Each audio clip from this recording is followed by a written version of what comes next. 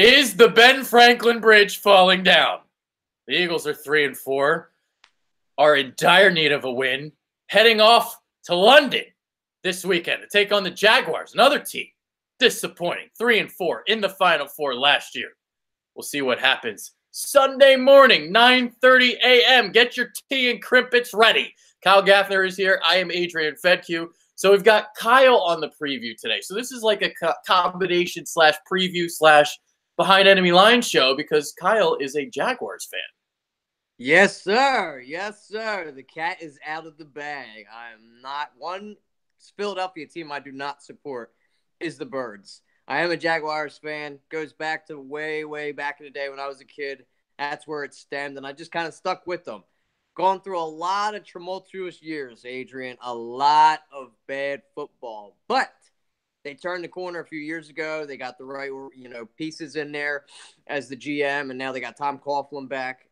It's just I didn't expect this game going into Week 8. I was excited about this because our teams meet every 4 years, okay?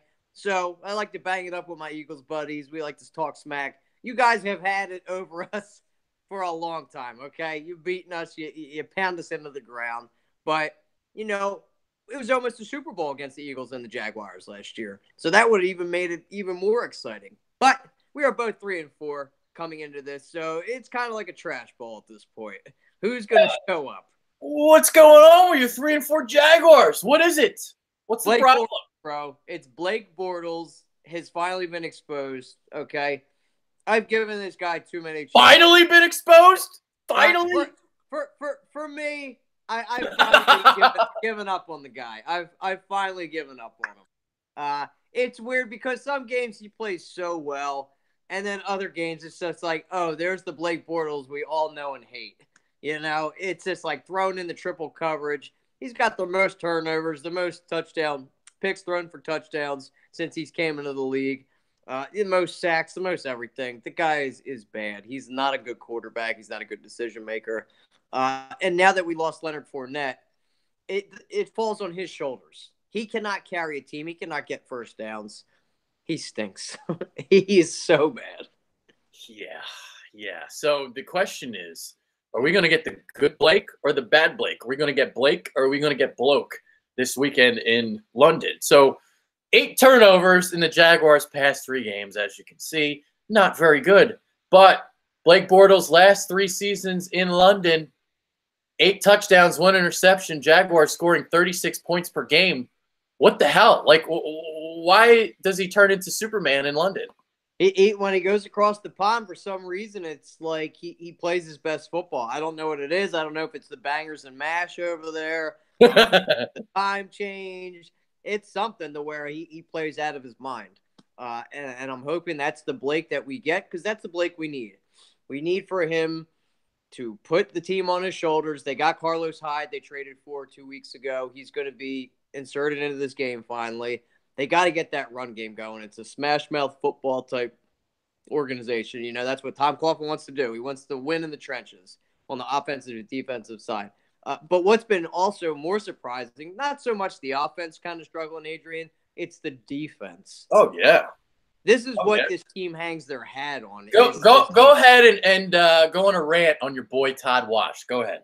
I cannot stand Todd Wash. I couldn't stand him last year, and I don't like him this year even more so. The guy does not make adjustments at all. He stays in the cover 3 in zone. He doesn't make adjustments. He doesn't really blitz all that too often like your boy Jimmy Schwartz. He's an idiot, okay? You have 2 of the best corners in the game. Why are you not playing man and bump and run? You know what I mean? Mix it up a bit. You've got a great defensive line. You've got really fast, good linebackers in coverage. There should be no reason why they are just torching us left and right. Ramsey is a shutdown corner, and so is A.J. Boye. Yeah, I'm with you. And, there's been a lot of injuries to the Jags. Offensively, defensively, A.J. Boye not even going to play this Sunday. But the offense, we talked about Fournette just a little bit briefly. He's been dealing with a hamstring injury all season long, and because of that, there's been no identity offensively. You lost Marquise Lee in week 1 for the season with a knee injury. You've lost left tackle Cam Robinson. these are demoralizing losses. Austin Seferian-Jenkins is out too. I mean, all these guys. Nothing. And you look at the receiving core, they're young. They're extremely young, except for Dante Moncrief. You've got a bunch of 1- and 2-year guys. Losing Marquise Lee, like you touched on, which is Blake Bortles' favorite target. Yep. I was hoping we were going to draft a tight end in this draft coming up. I wanted, Goddard, but the Eagles were able to jump ahead and grab him. It's just that would be a safety valve for Blake. When everything breaks down, you kind of, instead of the check down, you check it down to the tight end. But it's just there's no identity without that run game. TJ Yeldon's a nice complimentary back, but he's not the type of runner that the Jags need to flourish, which is that smash mouth style football. That's why they went out and got Carlos Hyde, which I pray really puts us back on track. And the defense, too, because they're out on the field, they're expected to do everything. When your defense is out on the field like 70% of the time, you're going to get tired, you're going to get exposed, and then you're going to give up because you have no faith in Blake Bortles. And they're lying to say they have faith in him, okay?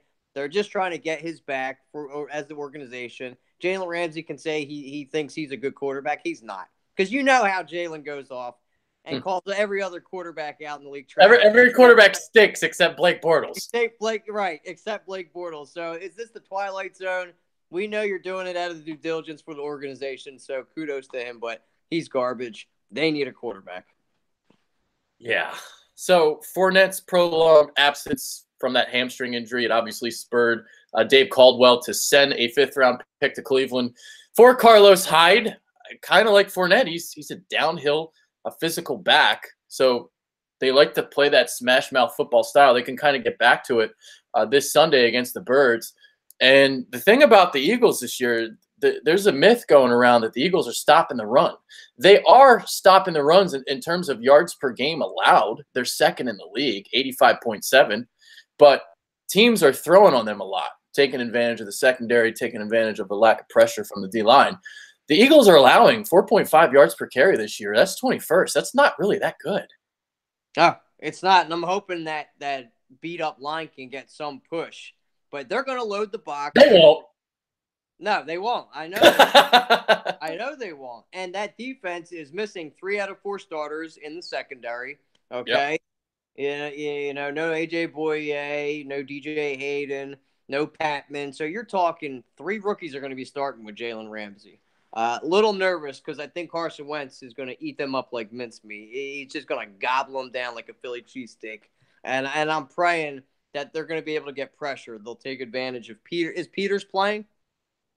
I think so. Okay, hopefully they can take advantage of him. Calais Campbell is injured, but he will be playing. They're just beat up everywhere, dude. And it worries me because that secondary's been playing poor for you guys, but it's Blake. They're going to shine against him coming 9:30 Sunday morning. The pressure's going to get to them because the left tackle position was huge, losing Cam Robinson. And Blake's and you guys lost your backup, didn't you, too? Yeah, so we're down to your third string left tackle. We don't have our scat back and Corey Grant, who I really like. So you don't really have any speed really there at that position. TJ Yeldon isn't a burner. You've got DJ Chark, who runs a 4-3, so he really can't open up the field for you because he's barely on the any offensive snaps. Plus, Blake can't hit you wide open anyway. He'd throw a lame duck and it'd go. If he wanted to go a go route, it'd be going off to the left as a hook route. So they like to run a lot of RPOs like the Eagles do. Yeah. It's just that run game isn't going. Blake doesn't have the sense to pick or choose what he's going to do. What he likes to do is run around, tuck it, and run the ball is what he likes to do. Yeah. I got a question for you about your defense. So you guys were 3-1. Now you've lost 3 straight, obviously. So kind of got exposed by Kansas City and Dallas. Dallas. So teams are getting big chunks over the middle of the field. Yeah. What is going on? Why are these teams having so much success against the Jaguars secondary? Well, I think it is that our defense, nicknamed Saxonville last year, isn't getting the production that we were last season. We're not I getting like the Eagles, huh? Looks a little yeah, similar to that. yeah, similar to that exactly because Jags and Eagles were two top teams being able to get pressure on the quarterback. They're just not able to get there, so they're sitting back there getting plenty of time, and they're picking that secondary apart. And with the new rules too, it's hard when you break down in the NFL as a cornerback trying to guard guys, especially with guys that are mobile like a Patrick Mahomes, a Dak Prescott that can create with their feet. And Cole Beasley, the slot, has been just annihilating us all year, dude. Losing Aaron Colvin was the biggest free agent I think we lost over, even more so than Allen Robinson. Yeah. So crucial. And third downs last year, he was able to shut because he's like having another outside guy in the middle in your nickel packages, and losing him was just detrimental. And I think that's what it is. You got Patman that's being exposed, and DJ Hayden was an okay signing. He's not bad, but he went down. So we really haven't had anybody in there in the slot. It's been the slot guys that have been really, really roasting us. Yeah, I'm surprised that the stats are still like up there because of how they've been roasted in those two games, but still fourth in terms of passer rating allowed, 81.3, and first in yards per game allowed through the air, 180. So they're still getting the numbers are still saying that, you know, the defense is phenomenal. But the last couple of weeks, just watching the product, definitely not the same. I just think you just see guys giving up, you know, because they're on the field so much. The offense is literally doing nothing. They're not putting up any points. And it's just like we're out here killing ourselves and we're on the field more so than we should be. And you can't rely on that guy to have a nice long drive and get you some points to get you back in the game. You know, it takes an energy out of a defense, especially one so as the Jacksonville Jaguars with all that personality on that side of the ball. Yeah. It's going to be a fun matchup between Jeffrey and Ramsey, though. That's going to be a lot of fun. Ramsey, best cornerback in the game. He's surrendered 18 catches, 226 yards, and a touchdown on 35 targets. So big body of Jeffrey going up against Ramsey. And Jeffrey has been showcasing the entire repertoire as of late. I mean, he's toe tapping. He's making defenders miss after the catch. Vintage Jeffrey in those jump ball situations, boxing out defenders. So he's been great this year. I'm really looking forward to this matchup. He's been awesome. And what really hurts Ramsey is the short, little speedy guys. So to have a big body receiver like Alshon Jeffrey, I think plays into his wheelhouse. Advantage, yep. Yeah, so that's going to be nice. But I think it's going to be a great matchup.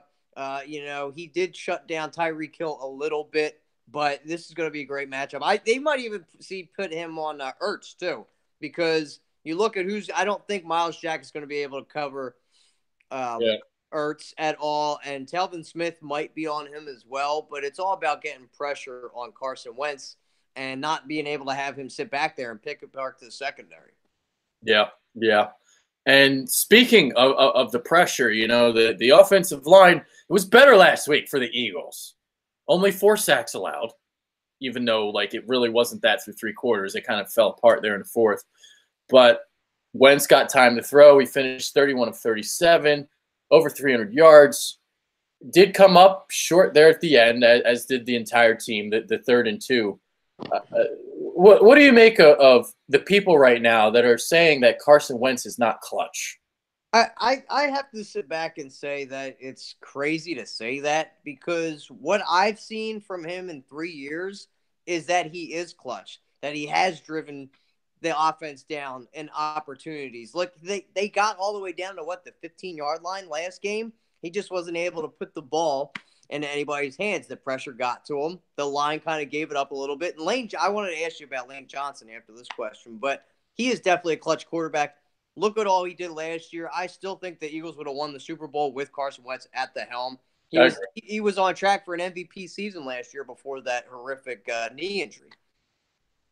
Yeah, so he's definitely awesome. But what do you curtail Lane Johnson's struggles this year? So apparently he's dealing with like a high ankle sprain, and we did a film study on him a couple of weeks ago, and that's actually something that Brendan suggested. He's like, I bet you he's dealing with an ankle injury, just basing on what I'm watching on tape. And then like a couple days later, Brendan was right. He was right on the money. They announced like he was questionable for the Giants game, like a game time decision with that high ankle sprain.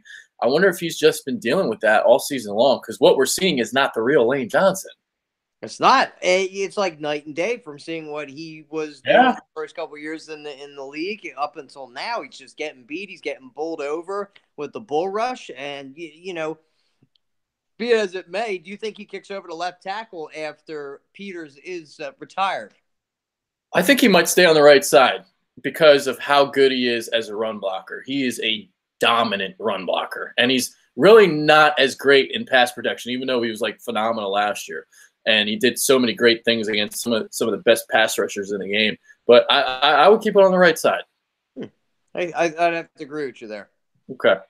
So from your perspective, because you are not an Eagles fan, what do you make of their 3-4 start? Kind of surprising because they had such true grit last year, Adrian, to be able to muster. Nobody believed them. They were the underdog mentality, and that really fueled the fire. And I figured after winning that Super Bowl, getting that monkey off their back, so to speak, that they'd be able to just come out and let loose. With Carson Wentz coming back healthy, you really didn't lose too many pieces. You did on the defensive side of the ball, and you even acquired better pieces, in my opinion, on the offensive side. You had Mike Wallace, who I think is a better player than Smith that you lost. You had Aguilar coming off a great season. Jeffrey, obviously, as well. And Ertz, I think you got to say he's top 3 in the league as a tight end. He's amazing. So I figured they'd come in here and just blow teams out. They'd be at least 6-1. Yeah. But, and it's just complete opposite. Jalen Mills, what he did last year, he bit on the double move a little bit, but he played with so much, what's the word I'm looking for? What's that? Swagger. Yeah, he just had so much more swagger, and he's not only getting beat badly this year, Adrian. It looked. Do you think it's from Rodney McLeod going out, or you just think that he's what is it? What is with the Green Goblin? I do not understand what is going on with this guy because he's a guy that lacks long speed, and if you are not going to pressure the quarterback, and if you're not getting the safety help over the top, Jalen Mills is going to get burned. And that's what's been happening this year. Do you think that he moves inside at all to a nickel? Or do you see them going after a cornerback before the trade deadline or next season? There's a lot of people that want cornerback. They want Garyon Conley. They want one. They want Patrick Peterson. But what I'm trying to say is I don't think bringing in a cornerback is the solution until Jim Schwartz fixes his scheme. For sure. You kind of said it too, even with the Jags sometimes. It's like when they don't get the pressure, their cornerbacks get eaten alive. And they have it's the best cornerback duo in the league. So it happens to everybody. If you don't get pressure, if you're playing a cover 3 and you're off coverage, you're going to get beat. It's hard to stay back there and defend somebody that's running the opposite way from you for at least 5-6 seconds. I don't care who you are back there. You could be Champ Bailey. You could be whoever, Ronnie Lott. It is really hard to do. You need to have pressure on the quarterback for your corners to actually be successful. Yeah. And there's the stat that, Eagles cornerbacks are giving up the most yards in the league. That is true. But if you look at the quarterback rating allowed, they are, let's see, hold on. They're in the middle of the pack. So quarterback rating allowed, which is kind of the stat that I look more at, so than yards per game allowed, 92.5, which is 17th. 270 yards per game allowed through the air, that's 24th. But obviously teams are throwing a lot because they really don't want to run on the Eagles. No, and they can't because of that great defensive line. That's at least they're holding up that end of the bargain. They got Haloti Ngata, Michael Bennett. So they still have that nice rotation on their line. They're not giving up big chunks of yardage on the run, so they're forcing them to be able to throw. But you figure Schwartz would figure that out and draw up a scheme to where, all right, you're shutting down the run. Now let's help our cornerbacks out a little bit and blitz. I do not know why he doesn't blitz. It's like ramming your head into a wall, or you're just going to continuously drive on a road that has a bunch of potholes. And you just keep going through like, well, I'll pop a tire, but that's okay. I'll just get a new one the next day. It just doesn't make any sense to me. And I feel like the Eagles' defense kind of falls on the sword a lot of the times. They bend, but they do not break. So in the league that we are in now, you don't really see top tier defenses shutting people down for 13 points a game or what have you. Yeah, it's not like that no more. It's not going to happen anymore. A great defense now is allowing 15 yards and allowing 24 points. That's the new norm. Like Baltimore right now is like the #1 ranked defense, right? Yeah. Like Baltimore. Is anybody bad. scared of Baltimore? They shouldn't be. Championships, though. They're going to win the Super Bowl, right? Defense don't win championships anymore, my dude. But I tried telling the people. They don't. And I've had that mentality since once I started watching football at 5 years. My mentality has changed so much even in the last year. I've questioned everything I've ever said about the NFL. Yeah, the running back thing, like, don't ever draft a running back in the first round. That's bullshit now. Don't ever pay a running back. Oh, yeah? Well, Todd Gurley said, fuck you, and look what he's doing. I mean, see, it's like the thing right now, it's committees. People want committees. But there are running backs. There are like 5 or 6 running backs out there that are a committee by themselves. And that's why they're getting paid so much money, because they're not only a threat running the football, but also catching the football, which is something we didn't see about a decade ago, except for maybe, Marshall Faulk? I was about to say Marshall Faulk. Ryan Westbrook would be the only one I could think of that did both of those really well, was a pass catching running back and could really run the rock. Emmitt Smith, a little bit, not so much as Marshall Faulk, though. But Faulk would like run routes as a receiver, so that's the difference. Yeah. No, you're right. No, absolutely right. And now you're seeing all these running backs coming out of college. They all have that versatility. You want a guy that's going to be able to run the rock and catch the ball. I mean, other than Tyreek Cohen, look at him. And you've noticed a lot of guys where the size thing doesn't really matter. You're telling me 15 years ago, Tyreek Hill would not be playing in the NFL because he was too small to be able to do anything. Well, that is not a fact anymore. Drew Brees is another example. Look at all the quarterbacks after him that have been under 6 foot tall that have won Super Bowls. Yeah. All right. Last kind of thing we'll get into before we kind of make predictions here. So Eagles running game against Jags run defense. So you guys are allowing 121.9 yards per game, 25th, but only 4.2 yards per carry allowed. So I have a question then. So do you like where your run defense is right now? Is it more that they're allowing 4.2 yards per carry, or do you think it's more like the other stat where it's 121.9? Because teams are getting ahead and they're running the ball and it's predictable. So that 4.2 may not actually be as drastic as it should be. Yeah, I think it's what you just stated. It definitely is, because if you look at the Jags defense, they're set up for running sideline to sideline, not stopping the run. They're for defending the pass wholly. Because when they do try to stop the run, their linebackers are too small, and when your offensive line up into the they're real fast, but they're small.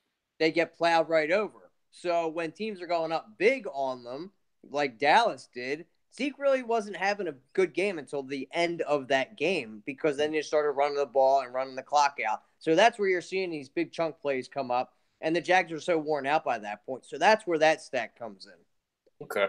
All right. Because I'm not sure they're going to be able to run the ball. The Eagles? Yeah, because the outside zone sweeps again. It's like with the speed of Jacksonville, I don't know if it's going to be easy or not. The one thing I would like to see this week, if Corey Clement and Wendell Smallwood continue to struggle and not find the holes, then feed Josh Adams the rock. Yeah, because he's a big guy, and that's what I'm wondering. They're going to, if the Eagles do play those two guys, which I think they will, I don't know why they wouldn't put in Josh Adams, because he's a bigger body guy, but they're playing into the hand of Jacksonville. They're not going to be able to set the edge, and they're going to be able to get to them with their speed. They're not going to be able to outrun these guys. Now, what kills Jacksonville all the time is the screen game. So if Andy Reid was here, it would have destroyed them, because they do not know how to defend a screen whatsoever. And you think they'd be able to with how fast they are on defense, but they cannot figure it out, Adrian. I don't know what it is. They just cannot figure it out. And I feel like Doug Peterson, who learned under Andy Reid, might expose that a little bit. All right. You got a prediction for the game? You going to pick the Jags, or are you going to pick the Birds? I'm picking the Eagles. I hate to do it. Really hate to turn on my team, but I'm a You're not realist. turning on your team. I'd pick against the Eagles. I do it all the time. I know, but people that there's fans out there that just are so diehard that they'll pick their team regardless and say you're I know. The Eagles go if you don't. every year. I know.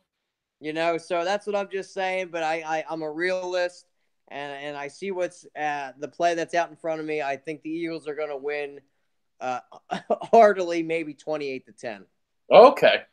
I've got 20-9. I've got these London games always kind of stink and they're ugly and they're disgusting. And I kind of think that's where it's going to go. I don't think the Jags get in the end zone. I think they kick 3 field goals. So I've got 20-9 in a snooze fest. This is one of those just get back to Philly at 4-4 before the bye games. That's all. Like just get back with a win. Doesn't matter.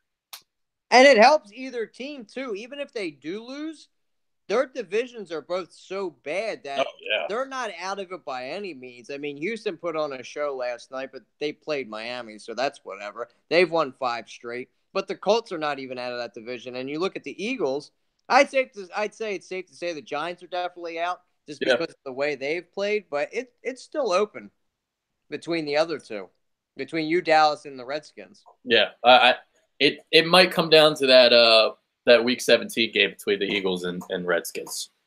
Oh, for sure. And John Gruden's playing for his job right now. They got a different quarterback there, so that could be an exciting end of the year. I'm hoping that it doesn't even come down to that. I don't want excitement just bore me by Week 17. I just want the Eagles to be in the playoffs. I like to run away with it too. I have that same mentality. just get me the 4 seed. That's it. That's all. So. Just get to the playoffs and just go from there because it's a whole different monster when that happens. Records don't mean anything. Yeah, exactly. All right, that's our preview. We kind of makeshifted this one. So James unfortunately was unable to come on today. So I brought Kyle on. So we did like a combo show. So like, because again, I can't, I just couldn't do the behind enemy lines this year. I did it in week 1, but it's just, I got too much going on. There's a lot going on, man. Very, very busy time of year. I'm trying. Working on some stuff at 920 the Jersey, trying to get in there. They might actually let me do some stuff with PST. We'll see though. I mean, awesome. I'm done getting my hopes up. Like this place doesn't want to spend any money. So, they don't know. That's the whole world, bro. Nobody wants to spend any money. Yeah. The Town Square Media guy doesn't even know who I am. It's ridiculous. But the program director loves me. The program director is like all in on me. He thinks like I could, be the sun for the station. Just everything revolve around me. You could run that station. Hopefully, he gives you the chance to. Yeah, I'm hoping. I would much rather like run a station like that, and then like be a producer at WIP. I want to build, kind of like I did with the Bitter Birds, right? Like I built this thing from scratch. You started from the bottom. Now you're here. There's beauty in the struggle. There really is. You feel that joy of accomplishment when you sense of accomplishment. Yeah. Yeah, exactly. So that's kind of where I'm at. Just kind of heads up there with 920 the Jersey. I'm trying to get my own show, and they're like, well, you can have a show if you get sponsors, but I'm like, well, I went to school for broadcasting, not for sales. Like I don't know how to do this shit. How do you pitch people to give you money? It's tough. I don't know. Give me money. Give it to me. Just invest in me. I am the investment. Just give me the money and then see where it takes you. Yeah. It's all about patience though. It's about taking baby steps. And the thing is like you can't be frustrated. And this is a lesson to everybody out there. It's like you can't get frustrated. You can't send 8-paragraph manifestos because then they're just not going to take you seriously. It's like a girl playing hard to get. You gotta be chill, and you gotta have them trust you. You just keep plucking away, you keep going, you keep working your ass off until they trust you, and then once they trust you, you fucking take off. That's what it is. That's what it is. You play the long game, man, and then once you're there, you fuck it. Yeah, fuck it real good, nice and hard. All that work in. Yeah. So shout out to Al Brooks at 920 the Jersey. You're the man. All right. That's Kyle Gaffner. I'm Adrian Fetke. We're going to end the show right now. Go Birds. And for you, well, fuck off. Ah, wah, wah, wah. The pride of Duval is going to come, man, because we're going to win. We're going to look so bad, we're going to win. I wouldn't even be surprised if they won, because nothing is going to surprise me anymore at this point. With the way that this year's going, like this is starting to become the year that never got going for the Eagles. Especially after the year where you didn't expect them to win the Super Bowl. Now for real, expect them to... this 3-4 is what I expected last year. Yeah, that's what I mean. That's what I mean. You expect them to have a great year this year, and they're completely doing the opposite, and they look like crap. Jesus Christ! I just don't have my hand on the pulse this year of the team. They're hard to figure out. It's tough. Much like the NFL, my friend. This has been tough for picking the pool this year, too. That's very true. That's very true. I've only won once this week, and it was only in week 1. So there it is. All right, we are leaving now. We're leaving. Ben Franklin Bridge is falling down. Oh, no. I'm about to jump off of it. We're out of here. Peace.